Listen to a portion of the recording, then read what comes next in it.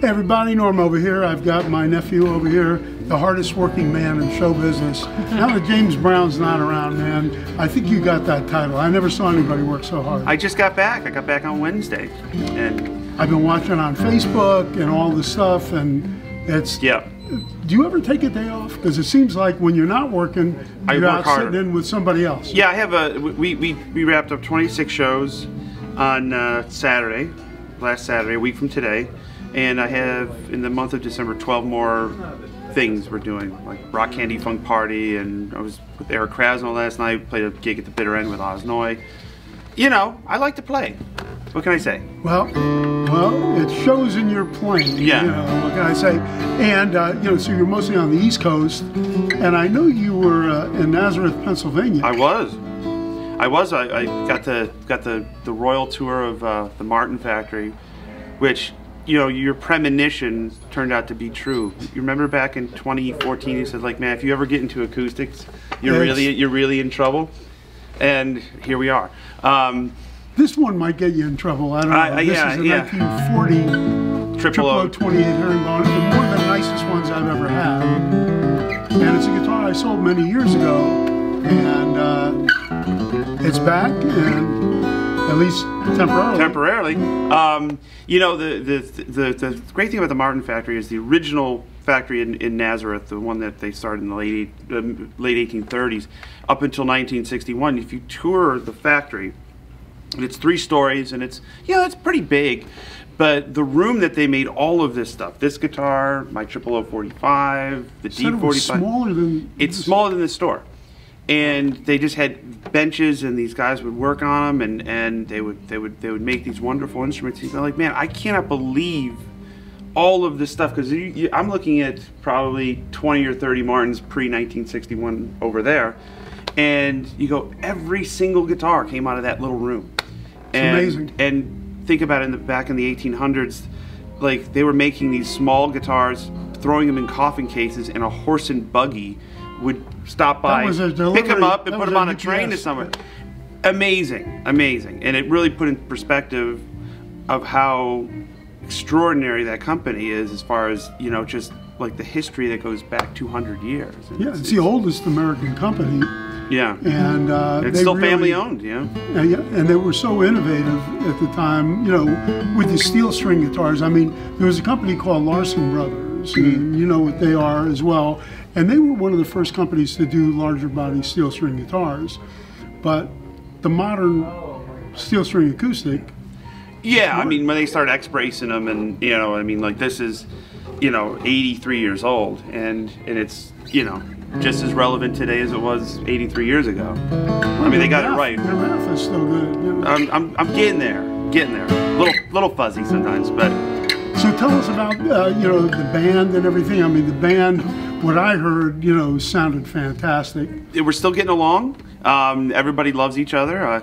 You know, 26 shows over the course of 6 weeks. I mean, it's you know, we're doing 5 a week, and you know, it was great. You know, Reese had a birthday on the road, so he was happy. How's Reese feeling? He's doing great. He was in the studio with Gavin DeGraw. I keep getting videos from our engineer buddy in Nashville. Like, there he is. Not even 3 days off. He can't stop either, huh? He can't stop either. It's like when you love it, you know, you got to play, you know, and keep moving, and you know. I mean, I get bored. I mean, I get bored easy. It's like hey, I live it. Like, once I've tuned all my guitars at my house, I have nothing left to do. So, I wear out the snark. Come out and buy new ones. You know. Well, yeah, exactly. So, I'm looking forward to the Blues Cruise. Yes, yeah. That is the ultimate, guys. I mean, that is really, if you love Joe and you love his music, it's Joe in his element with all his buddies, and it's the greatest. It's a great lineup this year. I mean, who's going to be on? I think it's Grace Potter and the Fabulous Thunderbirds, and down the line, I don't know, there's like 30 or 40 acts, but yeah, I'm really looking forward. A lot of acts that haven't been on before.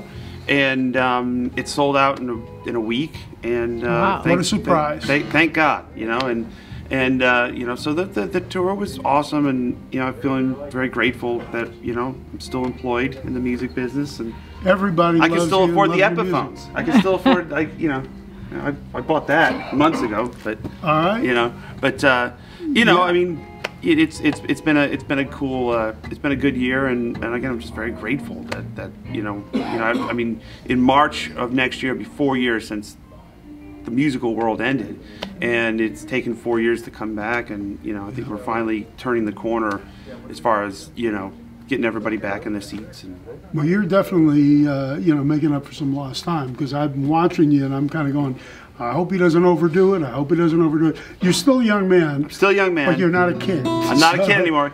And I will say this, I will not be 83 like this guitar and still making music. I'll be retired by then. Maybe I'll just be on my front porch with this, just strumming, remembering what I used to do and who I used to be. I'll D, C, and G. Last night I was in a restaurant. You know. I was in a restaurant and some guy comes up to me and he goes, "You're not who I think you are." And I don't know, he goes, you know, and I said, Sirhan? No, I might have looked like him back then, but no. And the first thing he said to me was, Joe Bonamassa. He said, "I love Joe. I love when Joe comes in the store. I watch all the videos, and I can't thank you enough for supporting the store." It's like always, and your family, your Uncle Norm, and you know, I've been coming here since I've been a kid. I mean, and the documentary. Thank you for doing that. Yeah, your documentary, and it's been great. I mean, the documentary you made was really awesome. Really puts a, you know, you're the heart and soul of this place, and it's like, you know, when you explain to somebody who's never been here before, it's like, I go, you have to understand, this is in a strip mall in Tarzana, but like every guitar that's sold in this store, that deal goes through Norm, you know, except for the couple that, you know, when you were ill, you took advantage. I took it, and Michael and I, we kind of colluded. I mean, a couple of $250 Dan Electros. Yeah, it was good, you know. Wow. They were really good, and all I can say is his music is unbelievable. If you get a chance to go on the Blues Cruise, you really got to do that, because you introduce all these young people that are so great, and of course Josh Smith. Smith, yeah. Kirk has been playing some with you too, right? Yeah, we brought him on the road. You know, he was unfortunately ill over the summer. He had a stroke. And it's been a bit of a road to recovery for him. So I just called him up one day and I said, dude, I said, what are you doing next week? It's like, you want to just come hang and jam?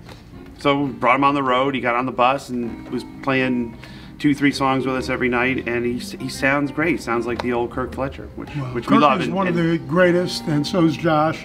And you know, in your foundation, Keeping the Blues Alive, you guys do so much for so many people.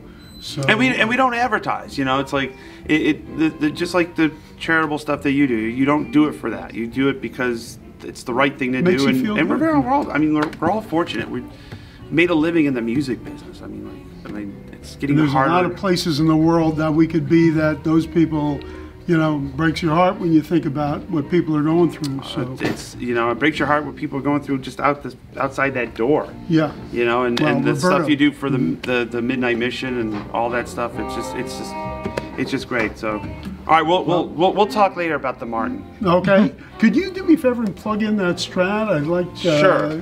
You to hear. Joe bought this Strat. He almost forgot it. I didn't forget.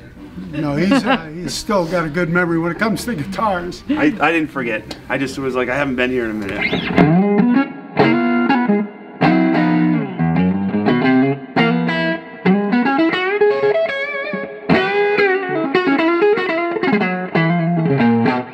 kind of like the Knopfler caster. It's a refinished 62, but it's still got the slab board on it. Yep. Which is cool. Like I need another Strat, but I just thought the color was well, you know what? One guitar that surprised me more than anything is, usually I don't call Joe with refins and stuff like that. That green Strat that you bought, we've had more people call us and say, "What's with that green Strat?" You know, the green Strat has taken on a legend of its own. It is bigger than all of us. It is the infamous green Strat, and the coolest part of that guitar is the crystallized rubber band that I don't know why it was put on there back in the 70s. it's crystallized and it's stuck to the knob. And the cool thing is like it's still got pictures of the guy playing it in like '72. So that thing's been green for a long time. Right. It's not original. Right? Everybody goes, "Is that an original?" And I'm like, no, it's been refinished, but just hideously cool for a long time. Well, I saw you at the bowl and you were using that Strat, and everybody was coming up to me and going, "It's a green Strat again, it's a green Strat." You know, so people were making a fuss. Yeah, the green Strat's currently on tour. I mean, it's headlining the Troubadour tonight, and you know, they just put it on the stand, and people pay money to just see it. You know?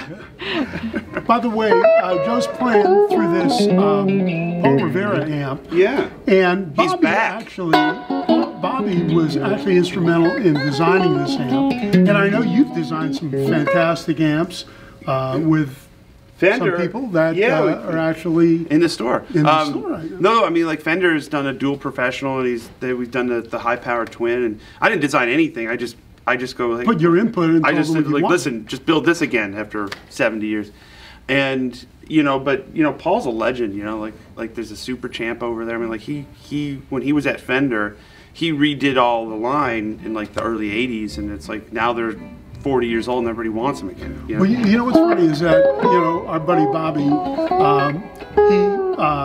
he came in and he met Paul, and you know, the story goes, you know, when Paul was working for big companies, a lot of the time they would tell him what they wanted him to do and try to keep him on a short leash as far as what he could and could not do, you know, because of price considerations. Our buddy Bobby said, "Paul, I want you to build a couple amps like you were building them for you.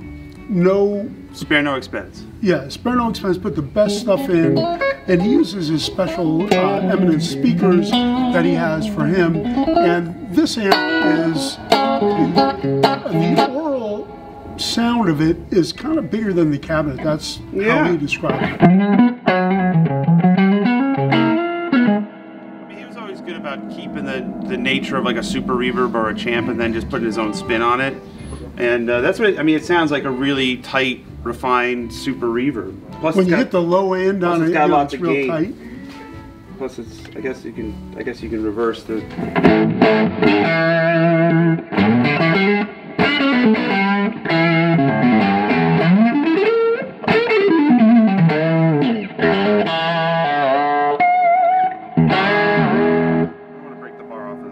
So this is the Bobby designed, what did he call that there, Mike? A tall boy. And there's another name for it too. But, just very cool. And he's got the 110, the small one, which is like a Super Champ on steroids. Yeah. That's great. He wanted you to try it and see what you think. And well, I'm glad Paul's back building stuff, man. Yeah, he's great. And he's a great guy.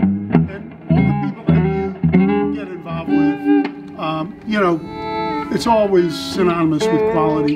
Even your Epiphone guitars, which I want to bring one over if you would. Can we grab a Sharpie?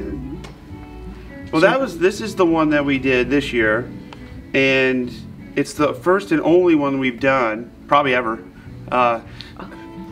because of you know, it's solid wood. Yep. A lot of them are not.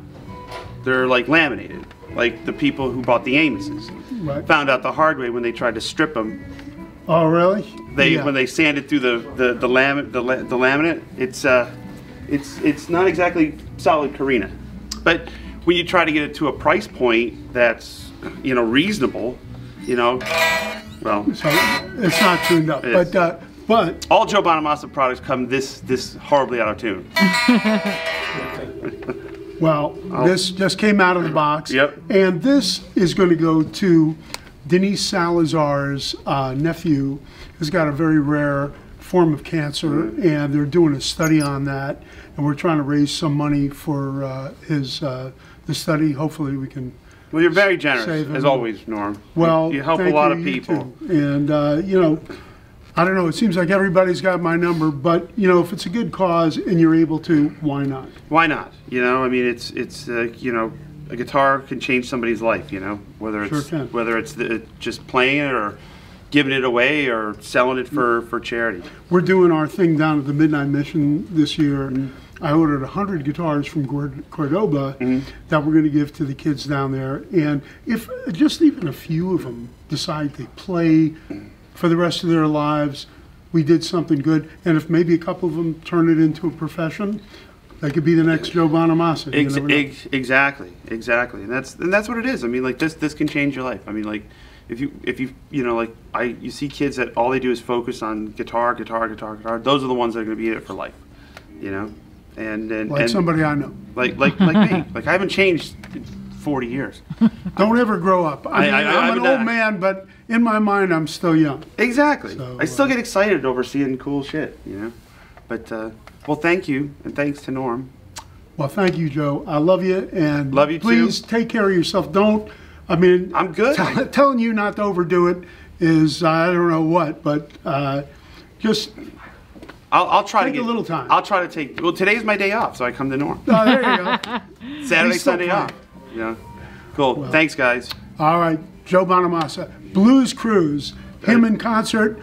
Anybody who goes to see Joe in concert, if they're not satisfied, I will personally give them their money back. Wow, that's a big endorsement. There it is. Normally get like 200 emails. He was too fucking loud. No. That was great. Thanks, Joe. Cool. Thanks. Oh, this is cool. Thanks for doing that. Oh, thank you, buddy.